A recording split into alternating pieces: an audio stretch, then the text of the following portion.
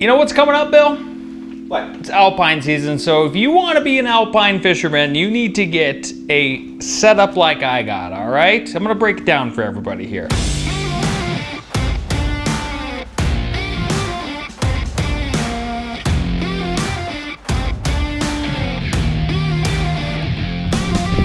There we go. Ooh, that was a good bite.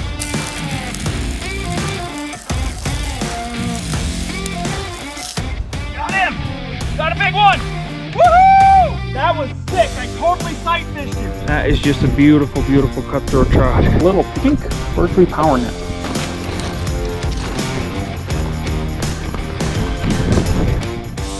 Oh yeah, right there. That was cool. Oh no! He came off too! Oh! There we go. See, that trailer makes all the difference. Yes! Perfect eater. On him with those big spinners. Look at that thing, huh? This one is fat. Gorgeous freaking fish. First thing I got here, super important, is a really nice little rod case.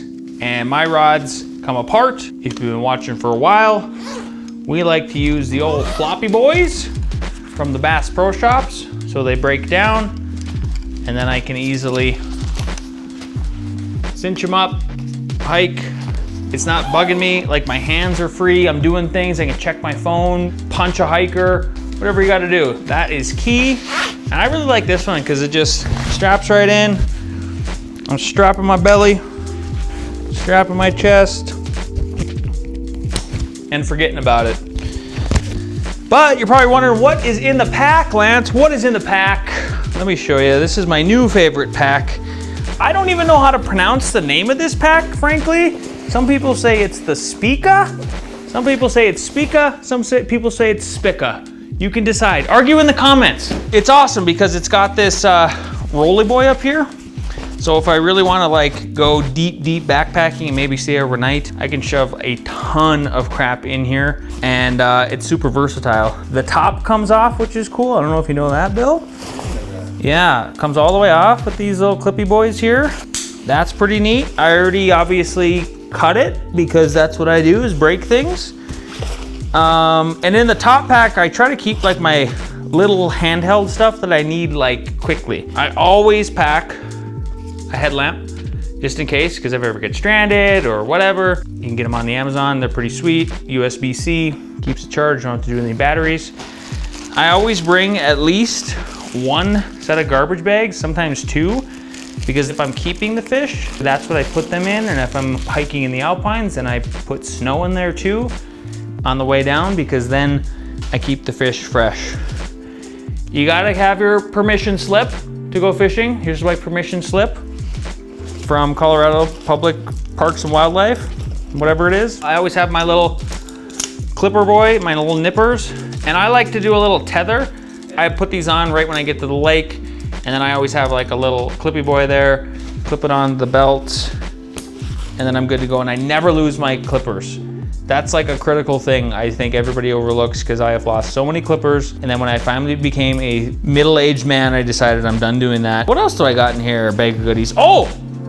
I always have a blowy boy, just in case, because if I like, again, get stranded or hurt and I need to start a fire, I want to be able to start a fire quickly and make it happen. Okay, that's actually called a pocket bellows. It's a blowy boy.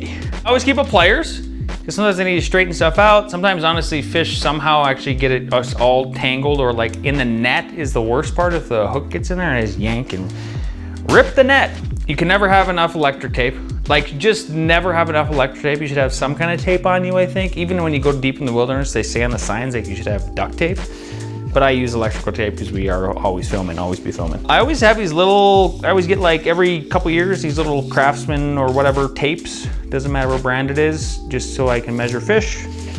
Blistex, just because I sometimes get chapped. A lighter, so I can start the fires.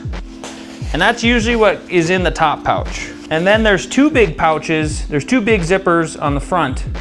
And this side is sort of a front pocket, and that's where I keep any kind of tackle that I'm gonna bring up to the lakes that can't fit in these little pockets down here. These little pockets are where I keep most of the tackle, and I just pack really light stuff for the Alpines.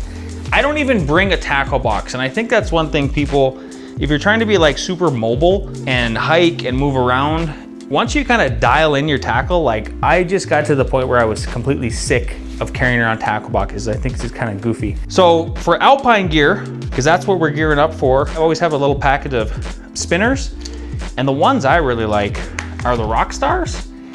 And basically, if you are like us and you're not into fly fishing, but you need to mimic flies, these do a really good job of mimicking the flies because they are flies and a spinner, and they work super, super well. And like, even the back end of them, it's got a fly tied on the back, and then it's got like a little stinger hook too. And a lot of times the trout will just kind of be just barely nipping the back. And if you didn't have that, they really don't get this hook a lot. And this one really catches the crap out of them. So you should always have a pack of spinners if you're a spin fisherman, I think. I always have paracord. You just always need to tie stuff. I use it for my stringers. I'll cut up pieces off, and then actually when I'm done like fishing for the day, then I'll take all the fish off and put them in the bag or whatever, and then put the snow in, and then I'll put the stringer back in here. So that's usually what's in the front pocket. In the big pocket, I got a lot of stuff. I make sure that I bring basically a whole nother change of clothes, because when I'm hiking all day to get up to these lakes, I'll pretty much be soaked. My shirt will just be very, very wet. So I'll take the shirt off, and then I usually put on another shirt, or actually a fishing shirt, so that I don't get sunburnt up there. Because as soon as like you stop moving and that water comes off those alpine lakes, you start to get super cold, and it's not fun fishing when you're cold. So this is usually like one of my base layers, or I'll have a wool base layer on underneath that, and then the fishing shirt, and that kind of keeps me warm. Sometimes it's even like a colder day, so I always make sure I have like a layer for underneath my pants, another wool layer just in case I get even colder, an extra pair of wool socks, super important, because usually I'll also switch to socks when I get up there if I'm wearing hiking boots that day, because you'll just get instantly cold and they don't dry out, and it's no fun. So then I'm like nice and cozy with my extra new pair of socks. Nothing like a pair of dry socks. No, it's the way to go. I have a face mask. Well, I have a gator that I always bring. Shout out Fish Angler. And I've had this one for a couple years. It's lucky at this point. But sometimes like, if you're just putting the gator on, if I have those first 2 layers on, or even 1 layer, will kind of stop the heat from escaping and keep my chest warm. Super recommended. And then I always have rain gear. I like Frog Togs. They're cheap, they're durable. I've had this top for like 5 years. I haven't broke it yet. I did have to replace the bottoms because I was hiking in the wilderness, and then sure enough, snagged a tree, ripped the pants, wasn't good. But this is super critical because it rains a lot, and sometimes you get caught in a storm. There's no insulation in it pretty much, but it acts as a windbreaker too. So I really like that, like if I'm starting to get cold and I don't want to over layer and just kind of recapture the heat, I'll put on my top. Water bottle, I do drink water up there. No, you don't. Sometimes. My chesty, I always have my chest rig with me. I just have it preloaded at this point with my extra external battery. Some people I think don't understand like that the GoPros will last a long time, like pretty much film all day if you have an external battery pack, and then you have the little side door opening, the modification where you can then just plug in the USB. So that's how we run our cameras. We run them all day. All day. Fishing hat, lucky fishing hat from Fish Angler. This is probably my favorite piece of clothing that I bring every time. I get one of these every 2 or 3 years. It's from Icebreaker, and it's a hoodie. But the coolest part, I'll even put it on and show you why I think it's the coolest. To me, it's the coolest because of a couple different reasons. It's got a hood. That's always important. Everybody loves a hoodie. It keeps you super warm. So sometimes you just take 2 layers. Like if I put the fishing shirt on, which is like neoprene, well, not neoprene, but it's not wool or anything. But this is my favorite part, is like that they have the loops here, and it keeps your hands super warm because those are always gonna get cold. Even if you're fishing deep in the summer, up in those Alpine lakes and you get a trout, that water's still like 40 degrees. And then if the wind is blowing on it, like you're not gonna get frostbite, but you will get super cold. This is usually where I keep my phone, in this little pocket, like that. Super handy. Everybody should get one of these. It's got some nice pockets on here with zippers. You can put other stuff in there. It's breathable. The model number, oh, Bill, you're putting me on the spot. I know it's an icebreaker. I don't know the model number, I'm sorry. What else you got? I got a fishing net, and we have been trying a couple different versions of these. This is kind of the big boy version. I like it because it collapses, so you can keep it mobile. And then it extends like this. Yeah, I need to give you one of mine. Mine's better. And you can cinch it up. Bill has an even bigger version than this. It's better. It's less complicated. Yeah. But anyway, once Bill gives me the new one, that'll be even better. But for now, this one collapses like this, and then it collapses one more time like this, and then you can shove it in there. It's super light. Camera A. Don't forget about camera A. Don't sleep on camera A. I'm almost getting to the best part. Camera A, I always keep preloaded too, with an external battery pack, then the USB, and then I can just plug and play right in that little compartment. And then I'm telling you guys, we run batteries all day. The GoPros do just fine if you have an external battery pack. Just make sure when you like plug it in, turn the camera on, that it's actually charging before you hit record, and then you should be good to go for the day. And then when you pack up, be sure to unplug that cable. Oh, Big important. huge. Don't do this. Plug it in. Hey, I'm done fishing. I caught all the fish. Go me. Shove it in there. That'll break. And look, it's already charging. See how it automatically charges? Pretty sweet. This is how I usually take all my selfies. Just a cheap little thing off Amazon, little tripod. I usually set it up right away on like a rock behind me or something. I can take my iPhone and put it in there, and then I can go and do a selfie and put it on timer, and that's how I usually take my selfies. Because I don't like pulling them off the GoPros, because that's Bill's job. I do always bring extra stuff for the GoPro, so I got the little standard GoPro case that comes with. With that, I usually bring some extra batteries just in case. Because sometimes if I'm filming for like more than 8 hours, then we will cycle through one of these and then I gotta make a change. A couple critical things that I've learned over the years in filming, if you have this set up with your GoPro, these little screws that hold the special GoPro mount that you can mount to the camera, the little tiny screws will work themselves loose if you hike a lot. And I've had to then make sure I have a little repair kit, and I've had to make repairs way high up in the mountain with this little torque screw kit. And then I always have the extra little kits of the screws and everything in the mounts. I have at least one every time. The cameras fall, they're going to fall. You will almost break your cameras a lot. There's a lot of rocks up there, it's the Rocky Mountains. And I always make sure I have extra cases of the protector screens. The cameras have fallen, if the wind blows or something, it'll crack the whole protective screen, and then I need to take it off and do the wipey thing. So I always have 2 of those just in case, because I run GoPro 9, right? You're on an 11 and an 8. Sorry, I'm always running a GoPro 8 and an 11. So I have a pack for 8s and I have a pack for 11. Which is also the 9, 10, 11, 12. It's true. It's all the same. It's true.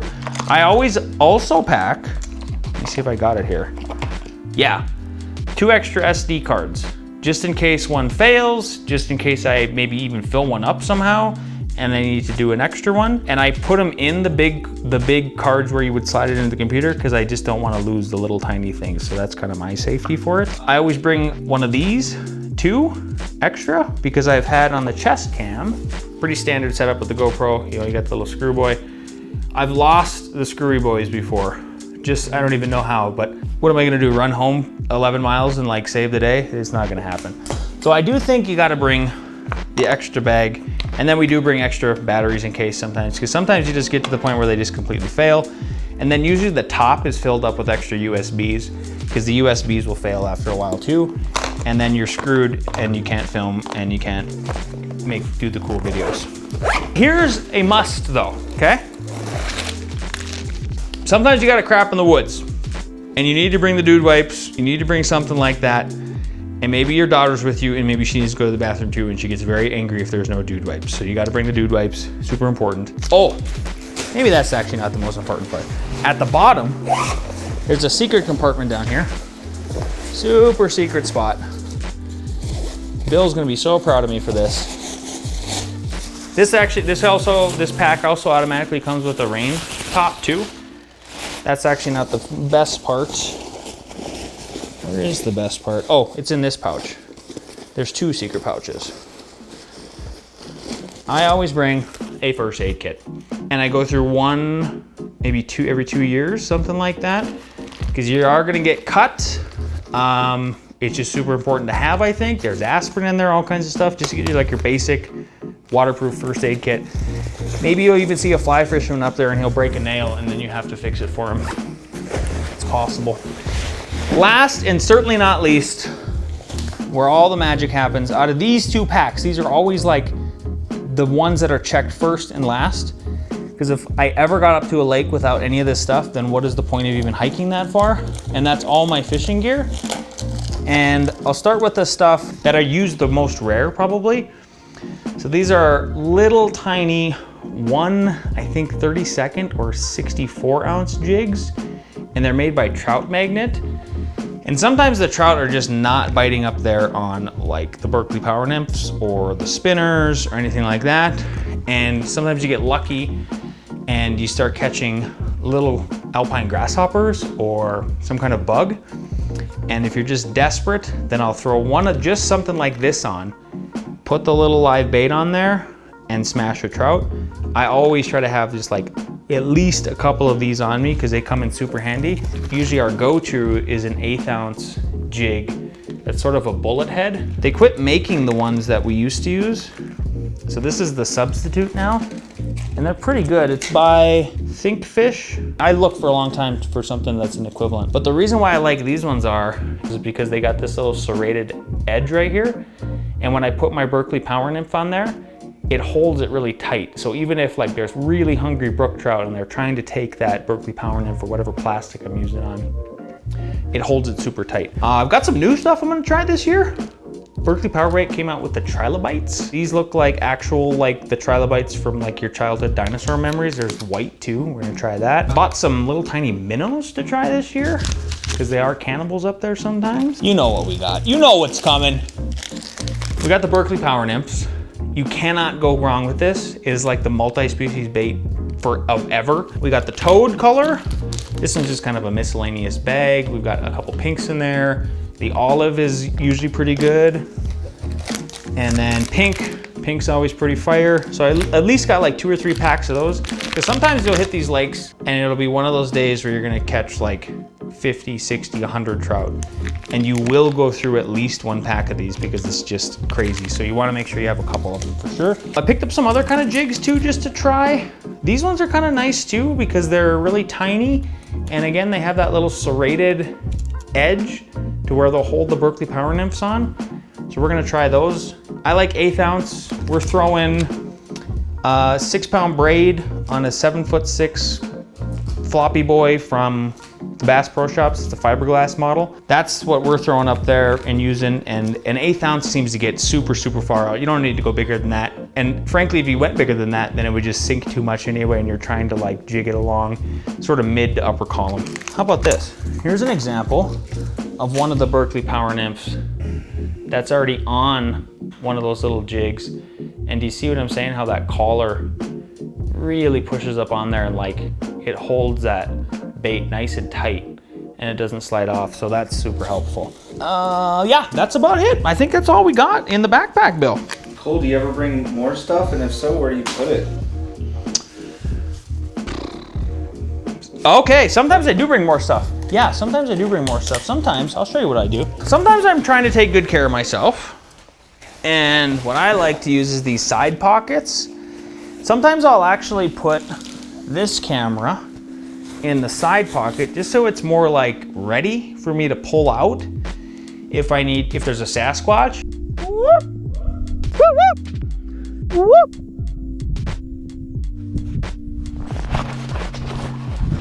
Fish. He's got a fish. They're real. They're real, they're right here. We just had a Sasquatch whoop.